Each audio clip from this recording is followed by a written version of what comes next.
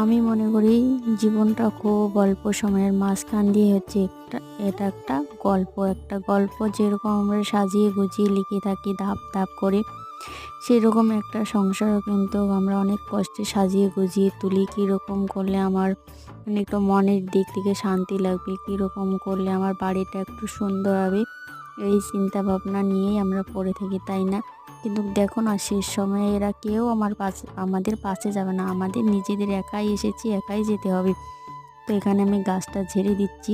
সারাদিনের হাওয়াতে নয়তো পাতাগুলো টিপ টিপ করে পড়তে থাকবে, আর এত ঝাড়ু দিতে বারবার মন চায় না, সেই জন্য গাছটাকে ঝেড়ে দিচ্ছি। প্রচুর পাতা আর কি পেকে গেছে, সেই জন্য পাতাগুলোকে ঝেড়ে দিলাম। দেখো কতগুলো পাতা পড়েছে, একদম উঠোন ভর্তি হয়ে গেছে। এখানে আমি সকালবেলা বাতাসা মুড়ি জল খেয়ে নিলাম। আর এটা হচ্ছে আমাদের নতুন ধান, এবছরের নতুন ধান চালের জন্য প্রস্তুত করা।